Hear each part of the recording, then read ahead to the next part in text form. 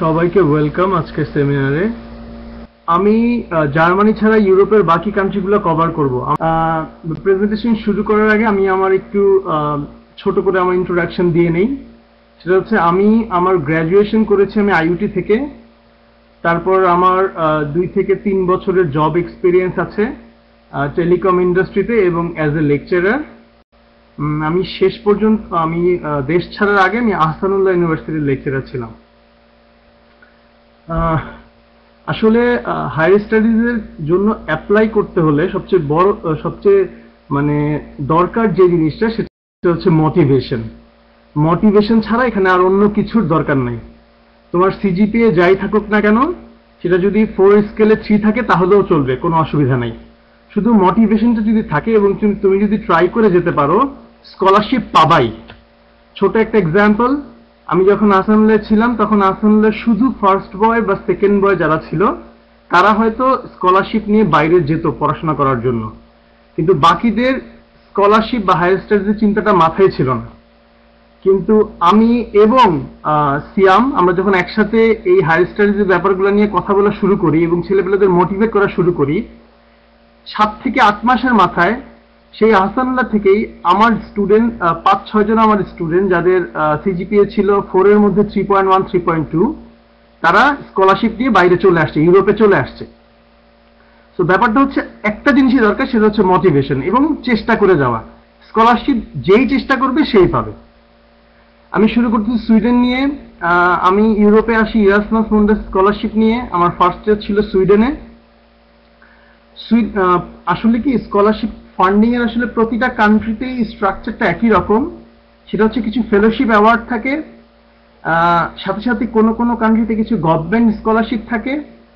প্রতিটা ইউনিভার্সিটিতেই tuition fee ওয়েভারের option থাকে এবং হচ্ছে প্রফেসরের ফান্ড থাকে, রিসার্চ ফান্ড। এটা আসলে যে কোনো দেশের জন্যই এই ক্রাইটেরিয়াগুলো সত্য। তাই হচ্ছে যে আমি যে কোনো দেশেই যদি পড়তে হায়ার স্টাডিজে যেতে চাই, আমি যদি প্রফেসরের কাছে অ্যাপ্রোচ করি, তাহলে প্রফেসর চাইলেই তার রিসার্চ ফান্ড থেকে আমাকে ফান্ড দিতে পারবে। সো প্রফেসরের কাছে মেইল করে যোগাযোগ করাটা আসলে প্রত্যেক কান্ট্রির জন্যই এসেনশিয়াল একটা স্টেপ। তো সুইডেনে সবচেয়ে নামকরা যে স্কলারশিপটা আছে সেটা হচ্ছে ওরা বলে SI scholarship, Swedish institute study scholarship. এটা ফেলোশিপের মতো। ওরা প্রায় 100 বা 120টার মতো স্কলারশিপ প্রতি বছর দেয় পুরো সুইডেনে। তারপর আছে হচ্ছে ইরাসমাস মুন্ডাস প্রোগ্রাম। তোমরা হয়তো অনেকেই জানো যে ইরাসমাস মুন্ডাস বলে ইউরোপিয়ান ইউনিয়নের একটা স্কলারশিপ স্কিম আছে, যেখানে প্রায় প্রত্যেক ব্যাকগ্রাউন্ডের ছেলেপেলেদের জন্যই 6 থেকে 7টা করে মাস্টার্স প্রোগ্রাম আছে। প্রতিটা মাস্টার্স প্রোগ্রামে ওরা 10 জন করে নন ইউরোপিয়ান স্টুডেন্ট এনরোল করে প্রতি বছর। সেই 10 জনের মধ্যে থেকে বাংলাদেশ থেকে হতে পারে ম্যাক্সিমাম 2 জন। তার মানে হচ্ছে ইরাসমাস মুন্ডাসের ওয়েবসাইটে ঢুকলে দেখবা ওখানে প্রায় 80টা 100টার মতো মাস্টার্স প্রোগ্রাম আছে। তো প্রতিটা মাস্টার্স প্রোগ্রামই আসলে চাইলে অ্যাট বেস্ট 2 জন করে বাংলাদেশি আসতে পারে ইউরোপে ইরাসমাস মুন্ডাস প্রোগ্রামের থ্রুতে। সুইডেন ইরাসমাস মুন্ডাস প্রোগ্রামের একটা খুবই বলতে পারো যে ওরা খুবই অ্যাক্টিভ পার্টিসিপেন্ট ইরাসমাস মুন্ডাস প্রোগ্রামে। তো প্রায় সুইডেনের প্রথম সারির 4-5টা ইউনিভার্সিটি, প্রত্যেকটা ইউনিভার্সিটিতেই ইরাসমাস মুন্ডাস প্রোগ্রামের স্কলারশিপ আছে। তো এগুলোর থ্রুতে আসা যেতে পারে। আরেকটা হচ্ছে যে টিউশন ফি ওয়েভার। গত বছর সুইডেনে আসলে কোনো প্রকার টিউশন ফি ছিল না, কোনো ইনস্টিটিউটেই কোনো টিউশন ফি ছিল না। রিসেন্টলি ওরা টিউশন ফি অ্যাড করে দেয় এবং সেটা খুবই হাই, প্রায় বাংলাদেশি টাকায় বছরে 15 থেকে 16 লাখ টাকা। সো তাই এই বছর থেকে ইউনিভার্সিটিগুলো তাদের নিজ নিজ রিসার্চ ফান্ড থেকে টিউশন ফি ওয়েভার স্কলারশিপটা চালু করছে। মানে হচ্ছে তুমি যদি এই স্কলারশিপটা পাও তাহলে তোমাকে টিউশন ফি দিতে হবে না। এবার হচ্ছে কিভাবে আমি অ্যাপ্লাই এবং আমার অ্যাডমিশন প্রসিডিউরটা কি। সুইডেনের সবচেয়ে ভালো যে ব্যাপারটা হচ্ছে সেটা হচ্ছে যে ওদের ওয়ান স্টপ সার্ভিসের মতো একটা ব্যাপার আছে। তোমরা দেখতে পাচ্ছ আমার পয়েন্ট নাম্বার 2-তে স্টাডি ইন সুইডেন। সো এই লিঙ্কটায় গেলে আসলে পুরো সুইডেনে কিভাবে অ্যাপ্লাই করতে হবে, কোন কোন ইউনিভার্সিটি কি কি প্রোগ্রাম অফার করে, সাথে সাথে তুমি এই লিঙ্কের থ্রুতেই তুমি একটা অ্যাপ্লিকেশন দিয়ে 3টা জায়গায় অ্যাপ্লাই করতে পারবা। সাপোজ আমি সুইডেনের 3টা ইউনিভার্সিটিতে 3টা ডিফারেন্ট প্রোগ্রামে অ্যাপ্লাই করতে চাই, তো আমি স্টাডি ইন সুইডেনের ওয়েবসাইটের থ্রুতে একটা অ্যাপ্লিকেশন প্যাকেজ পাঠাবো, সেই প্যাকেজ ওরা 3টে ইউনিভার্সিটিতে ওরা নিজেরা ট্রান্সফার করে দিবে। সো এই সুবিধাটা ওরা দেয়। রিকোয়ারমেন্ট হচ্ছে যে আমরা এখানে ডিফারেন্ট ব্যাকগ্রাউন্ডের ছেলেপেলেরা হয়তো আছে, ইঞ্জিনিয়ারিং বা বলতে পারো ফিজিক্স, কেমিস্ট্রি। তো প্রত্যেকটা ব্যাকগ্রাউন্ডের ছেলেদেরই ব্যাচেলার ডিগ্রি থাকতে হবে তারা যদি মাস্টার্স করতে চায়, এবং ইংলিশ প্রফিসিয়েন্সি প্রুভ করার জন্য IELTS টোফেল থাকতে হবে। স্কলারশিপ অ্যালাউন্স কেমন পাওয়া যায়? যদি আমি ইরাসমাস মুন্ডাস স্কলারশিপ পেয়ে থাকি তাহলে আমাদের স্কলারশিপের অ্যামাউন্ট হবে 1000 ইউরো পার মান্থ।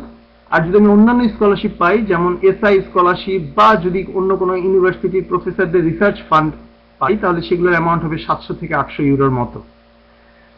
এবং মজার ব্যাপার হচ্ছে যে বেশিরভাগ স্কলারশিপগুলোই ওরা তোমাদের ট্রাভেল কস্টও বিয়ার করে এবং সাথে সাথে ইনস্টলেশন কস্টও বিয়ার করে। ইনস্টলেশন কস্ট বলতে হচ্ছে যখন আমি প্রথম আসি তখন আমাদের কি পরিমাণ খরচ, প্রথম যখন আমি কোথাও কান্ট্রিতে এসে সেটেল হই তখন সেই সেটেলমেন্টের জন্য তারা আমাকে কিছু বলতে পারো যে গিফট কার্ড টাইপের কিছু অ্যামাউন্ট দিয়ে দেয়, যেখানে আমরা আসলে আমাদের শুরুর দিকের খরচগুলো করতে পারি।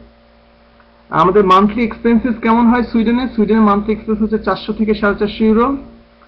এটা আসলে বলা হয়েছে পুরোপুরি ম্যাক্সিমাম অ্যামাউন্টটা, এটা আসলে 300 ইউরোতেও নামিয়ে আনা যায়, এবং কেউ কেউ চাইলে এটাকে 250 ইউরোতেও নামিয়ে আনতে পারে। গ্র্যাজুয়েশন শেষ করার পর সুইডেনের ফ্যাসিলিটি কি? জব ফ্যাসিলিটি মোটামুটি, খুব ভালো বলবো না। যাদের IT ব্যাকগ্রাউন্ড আছে, কম্পিউটার ব্যাকগ্রাউন্ড আছে, তাদের ফ্যাসিলিটিসটা, তাদের জব প্রসপেক্ট খুবই ভালো। অন্যান্য ইঞ্জিনিয়ারদের জবটা একটু টাফ, সুইডিশ ভাষা জানা থাকলে জব পাওয়া ইজি হয়। আর জব না পেলে স্টাডি ভিসায় পড়াশোনা শেষ করার পরে 3-4 মাস সুইডেনে থাকা যায়, এর বেশি সুইডেনে থাকা যায় না। আমি এখন স্লাইড 2তে চলে যাচ্ছি। আমি এখন কথা বলবো ফিনল্যান্ড নিয়ে। সত্যি কথা বলতে গেলে ফিনল্যান্ড হচ্ছে সুইডেনের ছোট ভাই। মানে হচ্ছে সুইডেনের যেই ধরনের নিয়মকানুন ফিনল্যান্ড প্রায় একই ধরনের নিয়মকানুন মেনে চলে। একটা ডিফারেন্স আছে, সুইডেনে রিসেন্টলি টিউশন ফি অ্যাড করে দিছে, কিন্তু ফিনল্যান্ডে এখনো কোনো টিউশন ফি নেই। ফিনল্যান্ডের বেশিরভাগ ফিনিশ ইউনিভার্সিটিগুলোতেই কোনো টিউশন ফি নেই। সো ফিনল্যান্ড একটা খুব ভালো চয়েস হতে পারে হায়ার স্টাডিজে যাওয়ার জন্য। ফিনল্যান্ডের ক্ষেত্রেও তোমার অ্যাপ্লিকেশন এবং অ্যাডমিশনের জন্য একটা ওয়ান স্টপ সলিউশন আছে, সেটা হচ্ছে স্টাডি ইন ফিনল্যান্ড।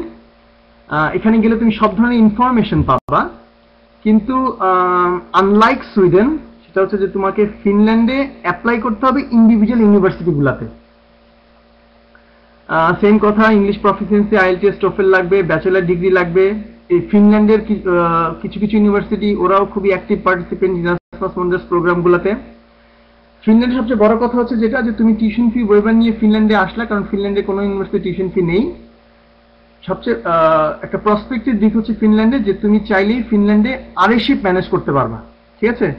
এবং যদি আরএশিপ পাওয়া যায় তাহলে তার মান্থলি অ্যালাউন্সটা খুব বেশি, 1200 থেকে 2000 ইউরোর মতো। এবং ফিনল্যান্ডে অন ক্যাম্পাস জবও খুব পপুলার একটা জিনিস। অন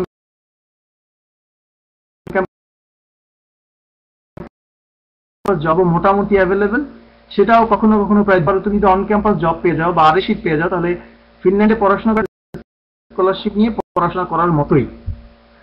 ফিনল্যান্ড এবং সুইডেনের দুটো দেশেই প্রচুর বাঙালি আছে। এখানে ফিনল্যান্ডেও মান্থলি এক্সপেন্স 300 থেকে 350 ইউরো, বেশি নয়। ফিনল্যান্ডেও ভিসা এক্সটেনশন তুমি গ্র্যাজুয়েশনের পরে 4 থেকে 5 মাস। এরপর কথা হচ্ছে গিয়ে আমি চলে যাচ্ছি আমার স্লাইড নাম্বার 3তে, নরওয়ে নিয়ে। নরওয়ে ইউনিভার্সিটিগুলোতেও টিউশন ফি নেই, তো এখানেও বলতে পারো যে হায়ার স্টাডির জন্য খুব ভালো একটা চয়েস। নরওয়েতে গভর্নমেন্ট স্কলারশিপ আছে মাস্টার্স প্রোগ্রামের জন্য। এখানেও ওয়ান স্টপ সলিউশন ইনফরমেশনের জন্য আছে স্টাডি ইন নরওয়ে, কিন্তু অ্যাপ্লাই করতে হবে ইউনিভার্সিটিগুলোতে ইন্ডিভিজুয়ালি। IELTS টোফেল লাগবে। নরওয়েও পিছনে খরচ করে, তো যে কোনো প্রফেসরের কাছে লিখেই সেই রিসার্চ ফান্ড থেকে পাওয়া অ্যামাউন্ট বলতে পারো যে রিসার্চ গ্র্যান্ট পাওয়া যেতে পারে। নরওয়েতে তুমি PR পেতে পারো। তুমি নরওয়েতে পাস করার পরে 3 বছর থাকলেই PR পেয়ে যাবা। তারপরে সিটিজেনের জন্য 7 বছর কন্টিনিউ করতে হবে। তারপর আসতেছি নেদারল্যান্ডে। নেদারল্যান্ড হচ্ছে কিছুটা US এর মতো, প্রত্যেকটা ইউনিভার্সিটিতে তাদের নিজস্ব স্কলারশিপ আছে। সো যেমন এখানে 3টা বেস্ট ইউনিভার্সিটি হচ্ছে 20 ইউনিভার্সিটি, টেকনিক্যাল ইউনিভার্সিটি অফ আইনডোভেন এবং টেকনিক্যাল ইউনিভার্সিটি অফ ডেলফ। তো এই 3টে ইউনিভার্সিটিকে একসাথে ওরা বলে 3TUE, TU ইউনিভার্সিটি, প্রত্যেকটা ইউনিভার্সিটির নিজস্ব ফান্ড আছে।